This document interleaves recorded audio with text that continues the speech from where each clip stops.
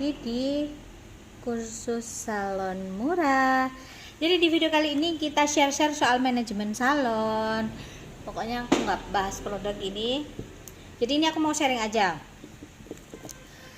Jadi ada yang tanya sama aku, Kak, apa sih yang perlu diperhatikan ketika kita ingin punya usaha salon?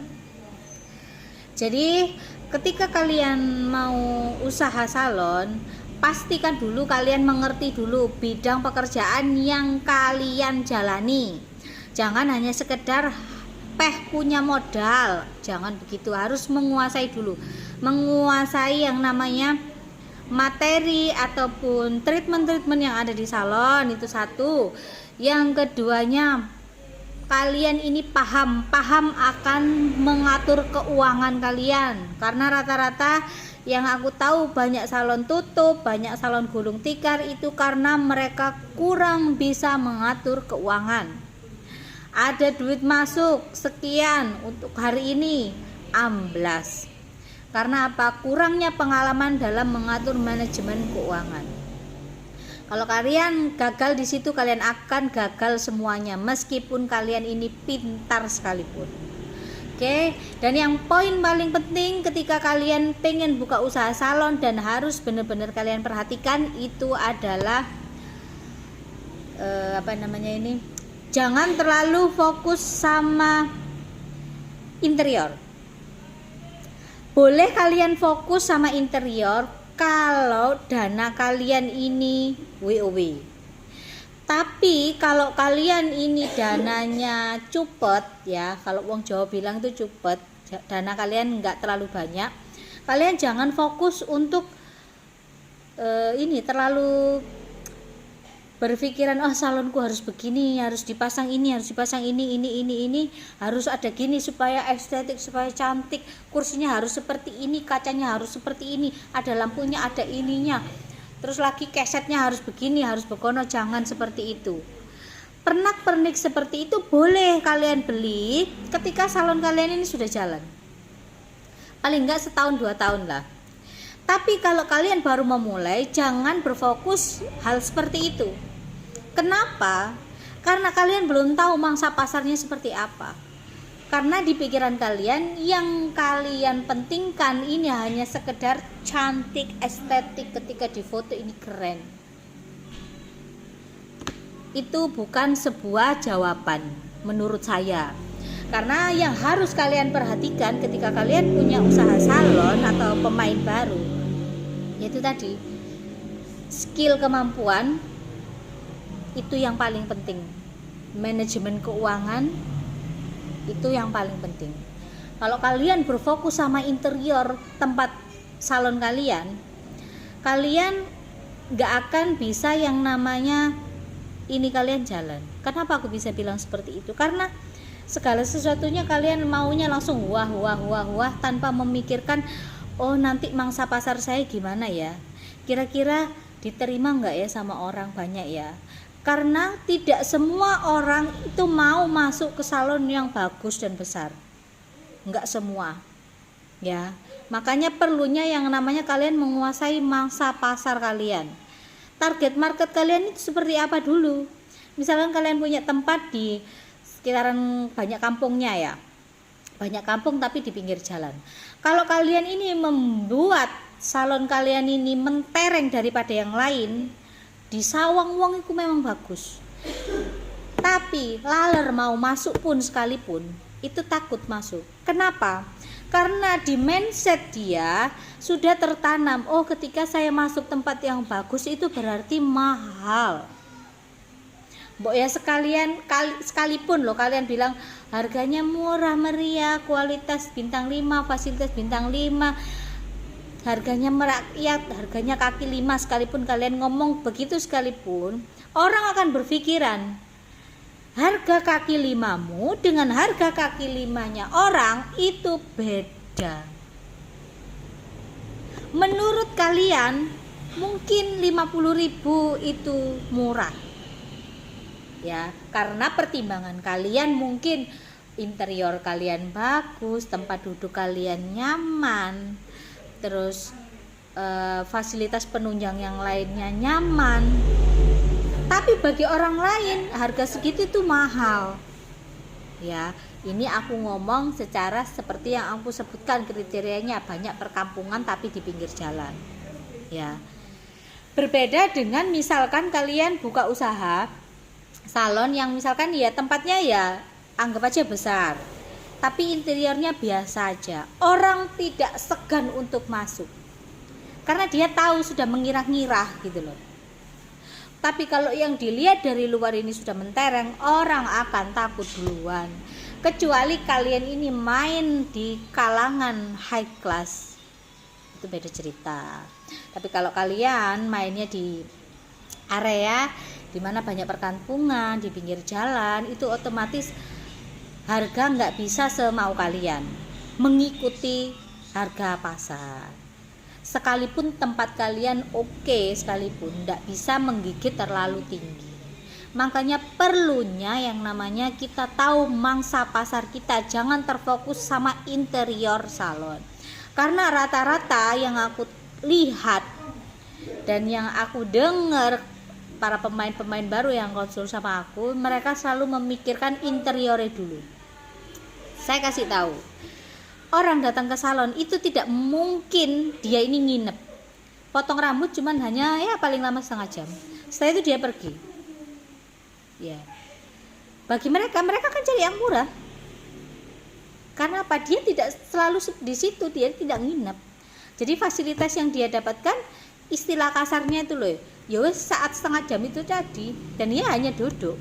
Dan dia tidak memperdulikan yang namanya kursi yang didudukin, entah itu kursi bakso kek, kursi yang mahal sekalipun, kursimu juga nggak bisa ngomong. Memang terlihat mahal, tapi bagi orang yang tidak tahu ya dianggap hanya sekedar kursi biasa dan fungsinya sama. Tuh loh. Terus lagi, jangan juga terpaku dan terpacu kalian ini memiliki pernak-pernik salon yang terlalu estetik kalau orang bilang. Sewajarnya aja. Kecuali kalian ini mainnya di yang benar-benar seperti aku bilang tadi, yang high class, itu mungkin hal-hal seperti itu harus dipertimbangkan. Tapi kalau kita mangsa pasar kita ini menengah, misalkan menengah atau menengah ke bawah, otomatis kita harus menyesuaikan sama lingkungan. Kalau nggak gitu kita akan tergerus dan nggak akan ada yang namanya nilai investasi. Kalau nilai investasi itu bahasannya sudah nanti, itu bahasan di mana pemain-pemain yang jam terbangnya sudah tinggi. Kalau kalian pemain baru, dipahami dulu yang ini. Supaya apa? Kalian masih ada save money. Karena belum tentu modal yang kalian keluarkan semua di salon seketika itu akan balik modal. Mustahil. Ya, mustahil. Lebih baik kalian itu main middle. Nyampe aja. Nggak terlalu elek, nggak terlalu bagus juga. Jadi biasai. Supaya apa? Supaya ada yang namanya nilai keuntungan. Jangan sampai kalian ini sudah mentargetkan, kalian itu ibarat katanya itu kalian kan lebih ke misalkan ke estetik gini-gini. Next untuk kedepannya, ketika omset kalian hancur, ya, omset kalian tidak sesuai yang ada di pikiran kamu, mau nggak mau ketika barang itu rusak atau barang yang kalian beli, produk yang kalian beli itu habis, ya kalian harus menyesuaikan yang awal dong. Masa istilah kasar standarnya kalian harus turun? Lebih baik kan dari bawah dulu, ada uang naik lagi, ada uang naik lagi, supaya apa? Ada yang namanya tingkatan prestasi, tingkatan reward untuk salon kalian. Oh, selama 1 tahun ini salonku tembus omset sekian, kayaknya perlu deh yang namanya diganti kursi yang lebih bagus misalkan. Oke, ada peningkatan.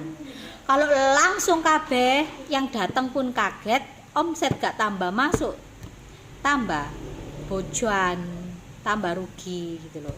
Tapi kalau perubahan kalian ini pelan-pelan, orang sedikit banyak itu sudah mengerti gitu loh, karena orang sudah kecanduan, sudah jadi pelanggan kamu, jadi orang akan berpikir, oh sekarang salonnya bagus ya. Nah, karena apa? Saat kalian babat alas, kalian itu bukan menunjukkan iki lho salonku wapi, iki lho ini nih, enggak. Tapi kalau kalian yang benar-benar terjun dari bawah, kayak yang kalian pakai ini ya standarnya aja, biasa aja, orang akan tahu prosesnya kalian gitu loh. Jadi orang tidak lagi mempertimbangkan harga sudah masuk ke tempatmu. Dari situ kalian baru main harga sedikit dan ya sudah jadi. Tapi kalau kalian langsung naik, nanti kalau udah nyungsep turun kalian bingung, karena segala sesuatu modal kalau sudah dikeluarin ya otomatis kalian harus siap kere, kan begitu kalau orang usaha ya, siap keluar duit, siap kere juga. Tapi kalau kalian sedikit kalian putar keuntungan kalian, putar lagi, kalian akan tahu prosesnya, dan pasti ada yang namanya nilai, dimana itu nilai keuntungan, bukan lagi nilai pemborosan.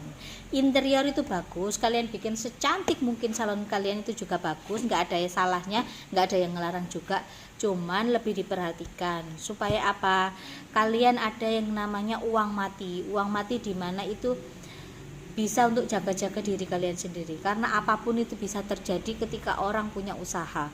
Oh no, hari ini baik-baik aja, besok misalkan entah karyawanmu nyungsep kek, tiba-tiba ketabrak kek, dan akhirnya misalkan jam kerja dan itu masih jadi tanggung jawab kalian harus mengeluarkan uang. Kalau kalian nggak ada uang mati atau uang ready, ya matilah kamu. Sepengalamanku itu seperti itu. Terkadang juga nih aku kasih bocoran juga, namanya kita orang usaha, ada aja loh kalian dapat keuntungan sekian, misalkan kalian ini sudah berangan-angan, oh iya nanti aku beli ini beli itu, ternyata apa, oh no, icing rusak. Nah, hal-hal seperti ini sering banget terjadi di salon, dan mau nggak mau uang yang harusnya mungkin kamu pikir itu keuntungan kamu, bisa kamu untuk pakai untuk foya-foya ya, ternyata untuk beli barang-barang yang nggak, maksudnya yang rusak itu tadi. Ya kalau kamu mainnya ini pakai alat-alat yang standar. Kalau kamu pakai alat-alat yang terlalu mahal, yang kalian lihat di media sosial misalkan, ya kalian harus beli itu lagi. Dan gak ada yang lagi yang namanya nilai keuntungan. Jatuh nih, pepo kalau orang Jawa bilang tuh. Bedul apa ya bahasa Indonesia ya? Yus begitulah, aku gak tahu deh bahasa Indonesianya apa. Jadi cuman itu yang mau aku sharing sama kalian, semoga menginspirasi, semoga jadi bahan pertimbangan kalian. Karena segala sesuatu yang kalian beli, terkadang itu aku beli ini mahal, jatuhku puluhan juta segala macam, belum tentu hasilnya bagus. Pakai itu yang biasa-biasa aja, anggap aja gini loh, kalau mau makan ya wes lumrahnya orang, wes pakai sendok biasa. Kadang kan ada orang yang pakai sendok yang estetik banget, ini bentuknya begini, tapi secara fungsi nggak terlalu berfungsi gitu, sewajarnya aja. Karena segala sesuatu yang kita mulai dari usaha, jangan sampai kita ini merugi. Karena apa? Apalagi zaman sekarang ya, kita cari uang itu setengah mati. Kalau kita nggak pinter-pinter mengatur, nggak pinter-pinter memanage, mau kamu sekaya apapun ya akan gelundung juga gitu. Itu sih sharing-sharing dari aku. Nanti aku bakalan share lagi, entah itu kapan, kalau lagi nganggur-nganggur ya. Kalian harus ingetin aku juga, kadang aku juga lupa mau sharing apa. Yang pasti kalau kalian suka soal manajemen salon ataupun membahas segala sesuatu bagi salon-salon pemula, kalian bisa komen atau kalian kirim pertanyaan kalian lewat WhatsApp, karena aku jarang banget ngevlog ataupun baca-baca komentar. Kalian mau tanya silahkan di 082233668636. Oke, itu aja yang mau aku bahas. Terima kasih.